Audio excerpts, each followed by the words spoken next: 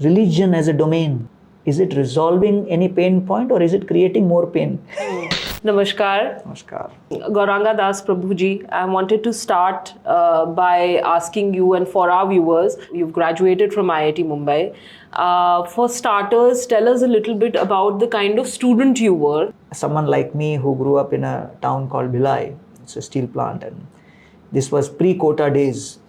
So Bhilai was one of the few small towns which really perfected the art of sending students to IIT. So, I was living in a colony, in the steel plant colony, and I had friends and we would play cricket together and football together. And gradually, all of my cricket and football team members started entering into IIT, who were elder to me by a year, 2 years, 3 years. So none of us really thought too much what to do, but we just thought, okay, we should follow suit. And that's how I entered into IIT. And as a student, you have to be above average to enter into IIT. So I was doing that. Post IIT, people wanting to go abroad. Okay. So I was also in the same route. I gave my GRE and I just begun applying and stuff like that. But then I came across some friends who introduced me to the Bhagavad Gita. The Bhagavad Gita basically is a very interesting book which helps us chart our journey and plan our journey even beyond it. So that was a new paradigm for me, because I thought we can do financial planning, we can do family planning, we can do educational planning, we can do health planning, we can do travel within this world during our vacation planning. But for me, the concept of planning for a life beyond death was out of the box paradigm, and that I came across in the Bhagavad Gita. So I worked after IIT 2-3 months in a company, and then it was a moment where I was at crossroads and there was an accident in a car I went through, and it was a moment, as they say, aha moment. I was 22, I met with a road accident on the highway, I would have been dead. So I thought I've been given another life. So I thought, what should I do with this new life?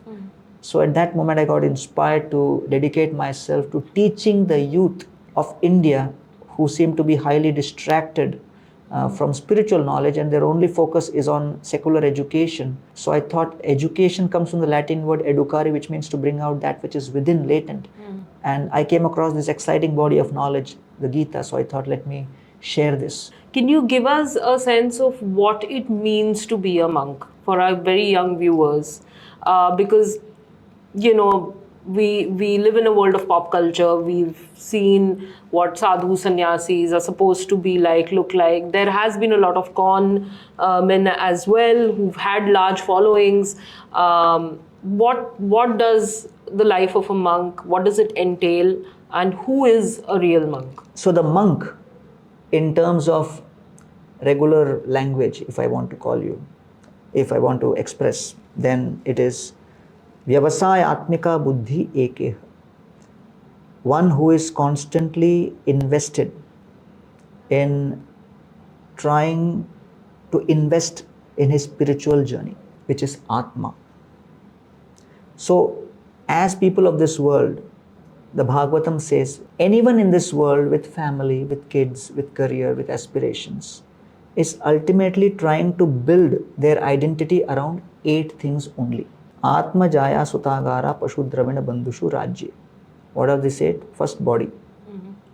I am trying to build my identity with my body.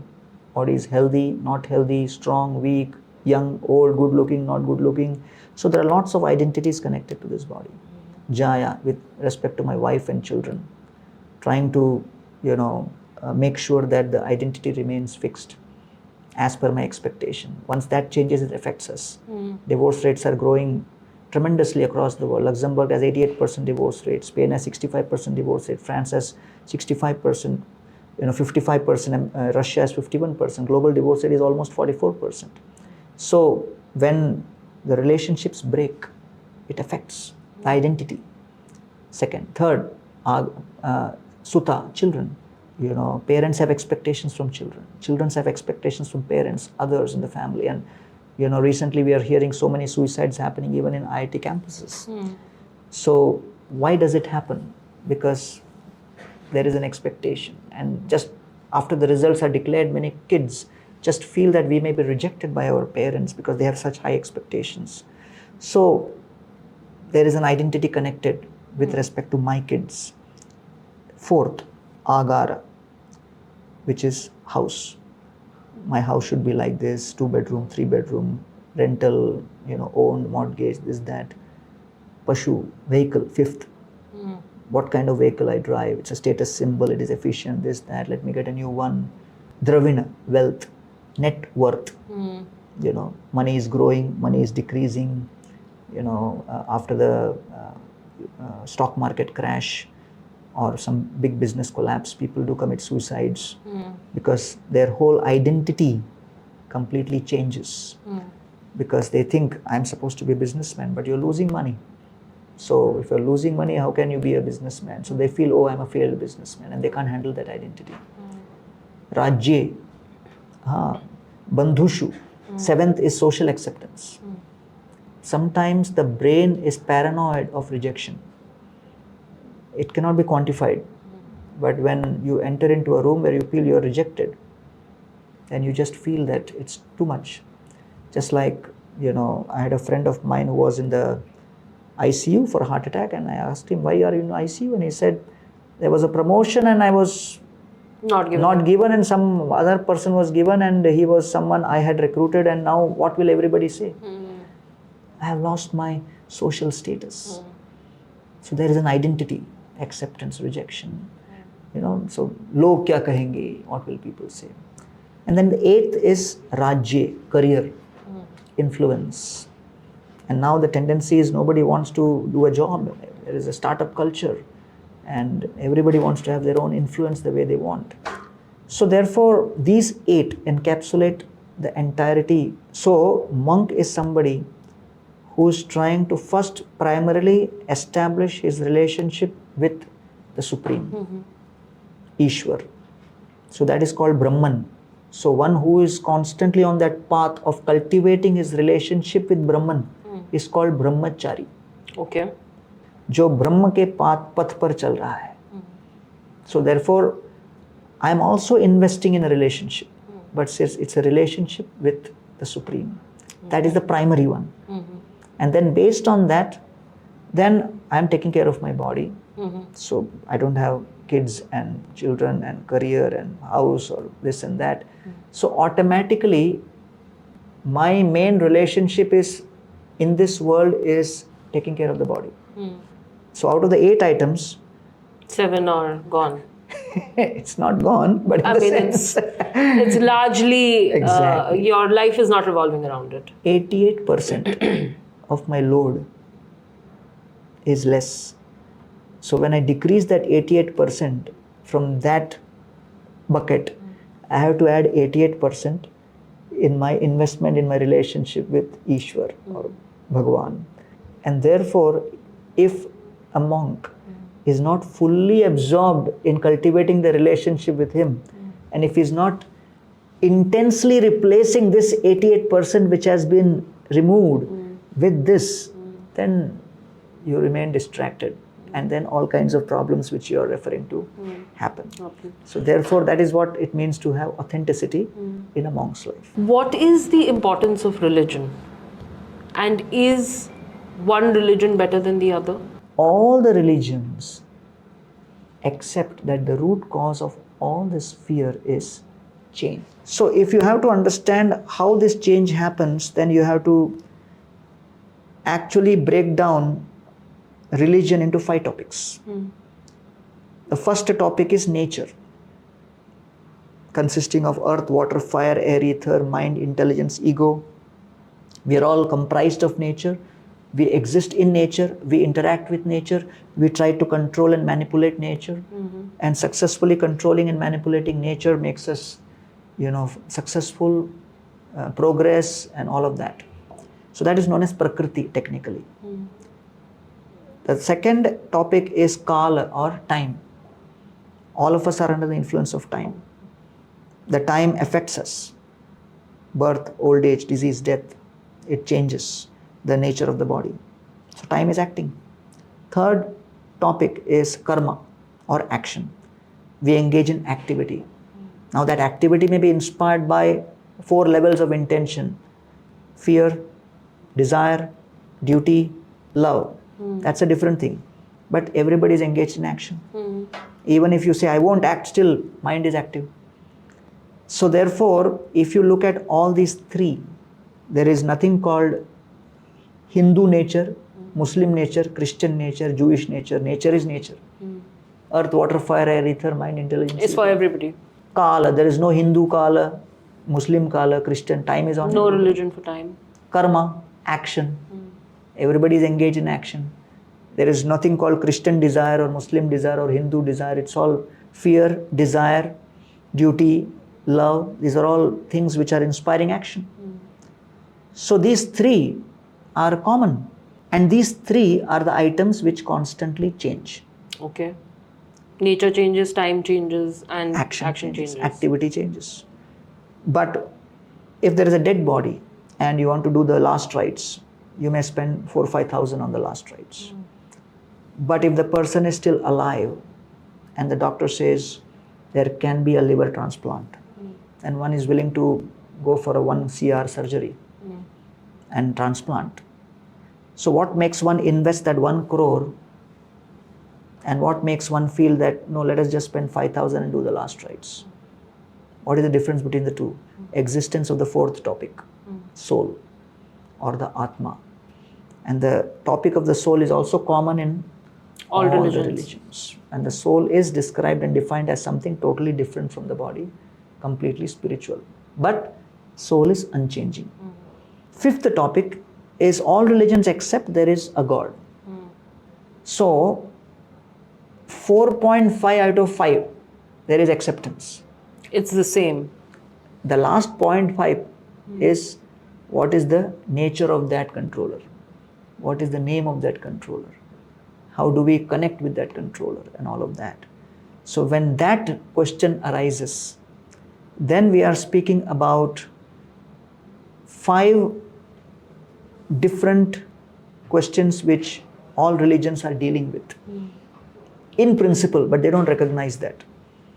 So all religions speak about 5 things.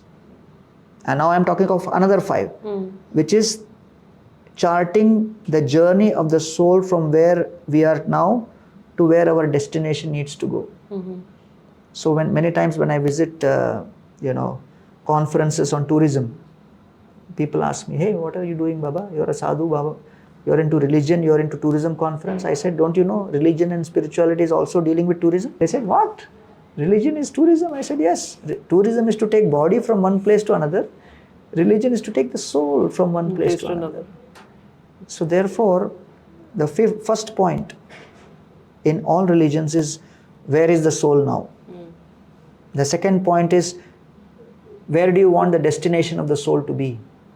So some may say mukti, some may say jannat, some may say heaven, some may say, but it's some kind of liberation beyond death. Then the third element is, what is the experience on reaching the destination? Third topic.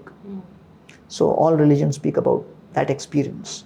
Fourth topic is, what should be the path for the soul to reach that destination? And fifth is, what are the obstacles that soul will face in reaching that that journey? destination. So these are the 5 topics. So if you list down these 5 different points on the left hand side, and as soon as you change the details of one of these 5, the name of the religion will change. Where I am, what is the destination, what is the experience, what is the process and journey, and what are the obstacles. That's it. So all religions deal with these 5 only. But there is so much of debate because they don't understand that just like in healthcare, there is homeopathy, allopathy, naturopathy. And then I say, if nothing works, there is Tirupati. But ultimately, all paths are dealing with trying to relieve the pain of the body. Okay. So therefore, all religions have one common agenda: help the soul connect with the Supreme Soul through a process of eternal service. And that process of connection is technically what the Gita calls as the yoga. In other parts, it is known as prayer or prarthana or whatever.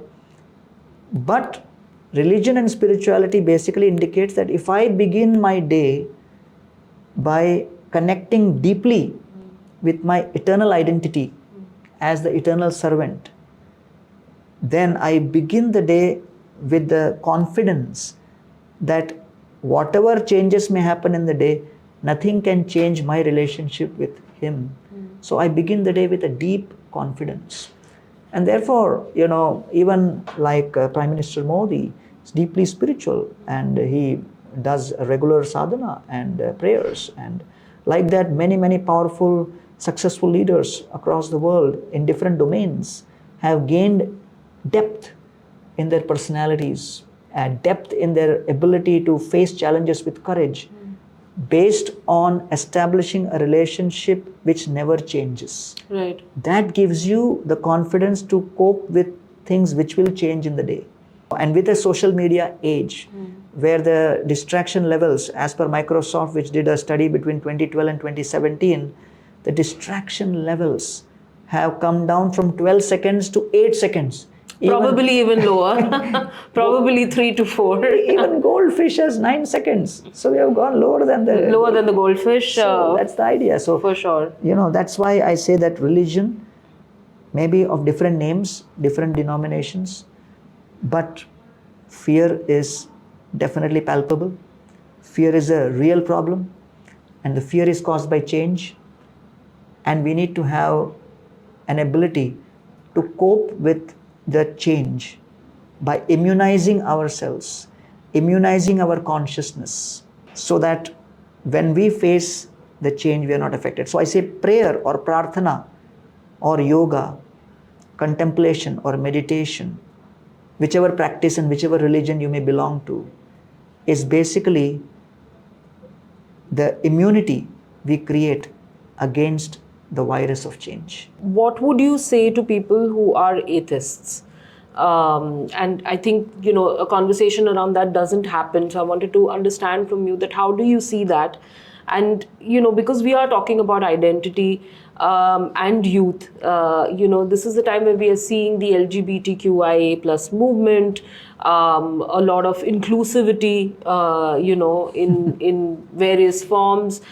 People exploring what their identities are, and probably not living in a closeted identity, being able to share it with their families, with their co-workers, and be able to lead the lives in what they think is their true identity. How does religion look at this? If we look at the world today, the religious diaspora, 31% are technically considered Christians, 23% Muslims, 15% Hindus, 8.5% Buddhists. But there is a 16% which consider themselves to be atheists, agnostics, skeptics, or whatever name you may call. So, I would say that unless one feels from within the inspiration to connect and understand, is there a supreme controller and things like that, it cannot be forced. I would say even within that 84%, there is a lot of work to do. So I would at this stage not bother that 16% too much. And first of all, make sure that those who profess to be this and this and this and this, they actually follow through with their actions, and their actions complement their philosophical convictions. Because convictions is of one type, but that convictions create conflict. It's a bigger problem than what the atheists are creating. So therefore, at this stage, I would say that there is no shortage of information available for atheists to explore if they really want to make that change, but it cannot be forced upon. That is the first principle. So if that is their, will, that's the direction they want to take in life, so be it. But right now, I have so much of unfinished work, even within those who claim to be spiritual and religious, and those who actually start practicing the process. They have such a tough time putting their thoughts into action. Because even Prabhupada, the founder of ISKCON, said the philosophy is simple, but the application is very difficult, because it tests your character, your conviction, your various things. The habits are not easy to change, because habits are defined as memory of previous experience of pleasure. So if we have experienced pleasure in a certain way in the past, so because we are pleasure seeking, the memory of that pleasure pushes us to engage in that activity again. Then secondly, when it comes to all these multiple identities, yes, it's a fact that this is the reality of today's world. For people of our generation, it's something we are still trying to, come to terms with. But it's a fact that these kind of thought processes are going on, and there are communities across the world who are, filled with people with these kind of choices. But as far as spiritual practitioners are concerned, as I said, our task is to help people cope with fear and anxiety. And therefore, I consider myself to be like a spiritual healer or doctor or healthcare professional. So whatever may be someone's, thought process with respect to their identity, we enable and help them cope with the fears and anxieties caused by change and help them come closer to their eternal identity of the soul with the Supreme Soul. My last question to you is this: can you list a couple of things, maybe 5 things, that the youth in India today need to lead a happy life? The first principle is habits, focus, relationships, tolerance, humility, forgiveness. So these are all very important skills which people need to actually negotiate and navigate their life. Because if you do not have humility, if you do not have tolerance, you cannot have relationships. And how did you narrow it down to these 6? It was based on understanding that for the soul, you need the soul, the mind, the intelligence, the ego, the body, the senses. So all of these are related to this group of all of this, which is our own system. So modern education and secular education is focusing a lot on how people can control machines and systems outside. Okay. But they are not talking about how you can gain control over your own system. Our own body-mind mechanism is a machine. So we have body, we have the senses, we have the mind, we have the intelligence, we have the ego, and we have the soul. Thank you so much Thank for you. speaking to Brut. Thank you so much, Manoj ji.